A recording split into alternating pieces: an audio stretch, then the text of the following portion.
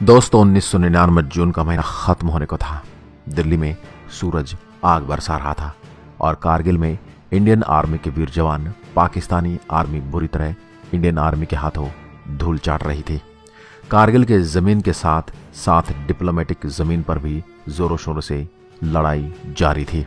जब Indian army जवान के टाइगर हिल पर अपना शिकंजा कस रहे थे, उसी समय पाकिस्तान का प्रधानमंत्री नवाज शरीफ हॉटलाइन पर वाशिंगटन के सामने विनती कर रहा था कि किसी तरीके से इसकी इज्जत बचा ली जाए। तब भारतीय गोलों की आग से टाइगर हिल का आसमान लाल हो चुका था। नवाज शरीफ क्लिंटन के पैरों में गिड़गिड़ाने अपना बस्ता बांध वाशिंगटन जाने की पूरी तैयारी कर रहा था। दोस्तों, कारगिल में पाकिस्तानियों की हालात कितनी खराब थी, इसका पता इंडियन आर्मी द्वारा इंटरसेप्ट किए गए पाकिस्तान रेडियो मैसेज से पता चलता है। ऐसे में हर तरफ से निराश होकर 2 जुलाई 1999 को नवाज शरीफ ने बिल क्लिंटन को फ़ोन किया और मदद की गुहार लगाई। बिल क्लिंटन उधर से जवाब आया, पहले अनकंडीशनल सरेंडर करो, अपनी फौजों को वापस बुलाओ, इसके बाद बात करेंगे। दोस्तों, ऐसा क्यों था कि अमेरिकी पाकिस्तान की मदद करने को तैयार नहीं था, जबकि इतिहास में हुई हर इंडियन पाकिस्तान की लड़ाई में अमेरिका खुलकर पाकिस्तान की मदद करता आ रहा था। क्या कारण था कि अमेरिका अपने आप को बंधा हुआ महसूस कर रहा था? उसका सिर्फ एक और एक कारण था, और वो कारण था श्री अटल बिहारी वाजपेयी। दोस्तों, यह वाजपेयी जी की कूटनीतिक कुशलता थी जिसमें पाकिस्तान की हर डिप्लोमेटिक चाल को मात दी। पाकिस्तान इंटरनेशनल फोरम पर अकेला पड़ चुका था, आइसोलेट हो चुका था, उसका चेहरा बेनकाब हो चुका था। वाजपेयी जी पूरी दुनिया को ये बात समझाने में सक्सेसफुल रहे थे, जो कारगिल में घुसे हैं वो कश्मीरी नहीं है, पाकिस्तान की फौज के सैनिक हैं। दोस्तों, यह तो सब जानते कि कारगिल की लड़ाई किसने शुरू की, ये सब जानते हैं कि ये भी जानते हैं कि मुशर्रफ किस हद तक जाने को तैयार था, लेकिन यह बात बहुत कम लोग जानते हैं कि वाजपेयी जी का रुख कैसा था और वह किस हद तक जाने को तैयार थे। बरखादत की किताब द अनक्विट लैंड के अनुसार अटल जी LOC क्रॉस करने और न्यूक्लियर वेपन्स इस्तेमाल करने के लिए तैयार हो चुके थे। अगर पाकिस्तान ने कारगिल से विथड्रॉ नहीं किया होता तो पाकिस्तान फौजियों ने पाकिस्तान की वेस्टर्न बॉर्डर पर हमला बोल दिया होता और शायद वाजपेयी जी ने न्यूक्लियर वेपन का भी बटन दबा दिया होता। जहां तक अटल जी के एटीट्यूड का सवाल है, वो साफ पता चलता है कि जो उन्होंने क्लिंटन से बात की और चिट्ठियां लिखी, क्लिंटन से वो हर बार अनुरोध करने पर भी अटल जी का एक ही जवाब होता था कि पहले पाकिस्तान अपनी आर्मी को वापस बुलाए, उसके बाद बात होगी। क्लिंटन चाहता था कि नवाज शरीफ और अटल जी एक साथ एक टेबल पर बैठें और बातचीत हो, पर उसके लिए कभी भी अटल जी ने जवाब नहीं दिया। ब्रजेश मिश्रा का यह कहना है कि बिल क्लिंटन का फोन आता था तो वाजपेयी जी कुछ बोलते ही नहीं थे, ज्यादातर चुप ही रहते थे, और जब अपना मुंह खोलते थे तो एक ही बात बोलते थे, पाकिस्तान पहले अपनी फौज वापस बुलाए। दोस्तों, असल में वाजपेयी गुस्से में थे, अपने साथ हुए विश्वासघात से वो आहत थे। वह विश्वासघात उनके देश के साथ हुआ और जो पर्सनली उनके साथ भी हुआ। जब वह बस में बैठकर शांति की उम्मीद लिए लाहौर जा रहे थे, उसी समय कोई पाकिस्तानी ने अपने देश के खिलाफ कोई षड्यंत्र रच रहा था। जब वो एक शांतिपूर्ण भविष्य को लेकर उम्मीद के लिए नवाज शरीफ को गले लगा रहे थे, उसी समय कोई सीमा लांघ कर देश की चौकी पर कब्जा कर रहा था।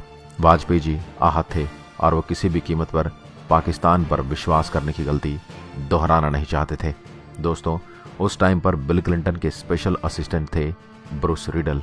उनका कहना है कि वाजपेयी जी का रवैया बहुत ही सख्त था और वह एक भी सेकंड के लिए अपनी पोजीशन से एक भी इंच नहीं डगमगाए। उन्होंने कंप्रोमाइज करने से साफ इनकार कर दिया था, और ऐसा ही कहना है उस टाइम के नेशनल सिक्योरिटी के एडवाइजर ब्रजेश मिश्रा का। ब्रजेश मिश्रा के अनुसार वाजपेयी लोग क्रॉस करने और न्यूक्लियर वेपन्स यूज करने के लिए भी तैयार हो चुके थे। बरखादत की किताब के अनुसार इंडियन आर्मी ने अटेंसी के सामने एक प्लेन पेश किया था। इस प्लेन का नाम था 6 डे प्लान। इस प्लेन के अंतर्गत इंडियन ट्रूप्स को इस तरह से डिप्लॉय करना था कि जब जरूरत पड़े तो वह 6 दिन के अंदर वेस्टर्न बॉर्डर करके पाकिस्तान पर हमला बोल सके। उस टाइम के Indian army chief general BP Malik ने अटल जी से मीटिंग के दौरान कहा कि अगर मैं कारगिल में सब कुछ ठीक नहीं कर पाया तो मैं पाकिस्तान पे कई और धावा बोल दूंगा। कहीं और से उसका मतलब था वेस्टर्न बॉर्डर। अटल जी की सहमति से जनरल BP मलिक ने अंडमान निकोबार पर तैनात इंडियन आर्मी के एक ब्रिगेड को यह ऑर्डर दिया कि वह वेस्टर्न बॉर्डर की तरफ रवाना हो जाएं। साथ ही उन्होंने बंगाल की खाड़ी में तैनात मौजूद इंडियन नेवी को यह ऑर्डर दिया कि अरब सागर की तरफ चल पड़े। बिल क्लिंटन और अमेरिकन एडमिनिस्ट्रेशन वाजपेयी जी का एटीट्यूड देखकर बड़े हैरान थे और वे समझ चुके थे कि इंडियन के साथ दाल नहीं गलने वाली, और ये भी समझ चुके थे कि किसी भी हालात में वाजपेयी जी पाकिस्तान के साथ डिडक्शन टेबल पर नहीं बैठने वाले।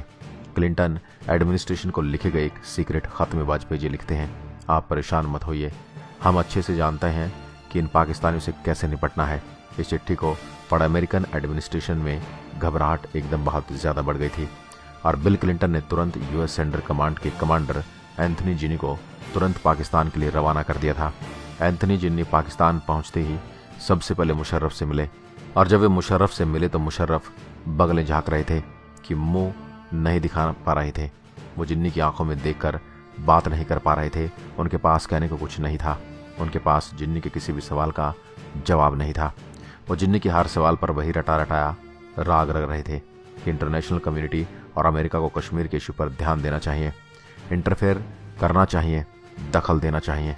जब मुशर्रफ बार बार यही राग गा रहे थे तब जिन्नी ने गुस्से में जल्द कर कहा कि मैं यहाँ कश्मीर की बात करने नहीं, कारगिल की बात करने आया हूँ। मुझसे बात करनी है तो कारगिल की बात करो, वरना मैं वापस जा रहा हूँ। वहाँ वाजपेयी जी बैठे हैं, वह एक बटन दबाकर पूरे पाकिस्तान को तहस नहस कर देने की हिम्मत रखते हैं। मिनटों में पाकिस्तान को शमशान घाट बनाकर रख देंगे। अगर कल को कुछ ऐसा होता है तो पाकिस्तान बर्बाद होता है, क्या तुम पाकिस्तान की बर्बादी की जिम्मेदारी अपने सर लोगे? लोगों का कहना कि जिन्नी ऐसा कहा तब मुशर्रफ की आंखों में आंसू थे। मुशर्रफ ने शब्दों में बयान नहीं किया, लेकिन उनकी आंखों को देखकर लग रहा था कि मुशर्रफ अपनी गलती का एहसास कर चुके थे। मुशर्रफ को उस समय एहसास हो चुका था कि उसने कितनी भारी गलती की है कारगिल में अपने फौजियों को भेजकर। दोस्तों, इस समय तक पाकिस्तान का प्रोपेगेंडा यह था, पाकिस्तान का झूठ यह था कि जो लोग पाकिस्तान में लड़ाई लड़ रहे थे वो पाकिस्तानी फौजी नहीं बल्कि कश्मीरी मिलिटेंट्स हैं जो आज़ादी की लड़ाई लड़ रहे हैं। लेकिन यह झूठ बेनकाब हो चुका था। पूरी दुनिया को यह समझ आ चुका था कि कारगिल में जो लड़ रहे हैं वो कश्मीरी मिलिटेंट्स नहीं हैं, पाकिस्तान आर्मी के नॉर्दर्न लाइट इन्फेंट्री के फौजी हैं। अब पाकिस्तान के पास कोई रास्ता नहीं बचा था कि सिवाय रिट्रीट करने, और जुलाई के तीसरे हफ्ते में पाकिस्तान के फौजियों ने ऐसा ही किया। जुलाई का तीसरा हफ्ता ख़त्म होते होते पाकिस्तान के फौजियों ने वापस पाकिस्तान एलओसी की तरफ जाना शुरू कर दिया था। 26 जुलाई 1999 को जो चंद चौकियां पाकिस्तान के कब्जे में बची थी, कारगिल में उन पर भी भारतीय फौजों ने कब्जा कर लिया और भारतीय तिरंगा लहरा दिया। जब हर 26 जुलाई को कारगिल विजय दिवस मनाते हैं। दोस्तों, अगर कैलकुलेटिक की बात करें तो भारत पाकिस्तान के आंकड़ों को गलत बताता है और पाकिस्तान भारत के आंकड़ों को गलत बताता है। इसलिए मैंने जो आंकड़े उठाए हैं वो इंडिपेंडेंट सोर्स जैसे यूएस डिपार्टमेंट ऑफ स्टेट से हैं।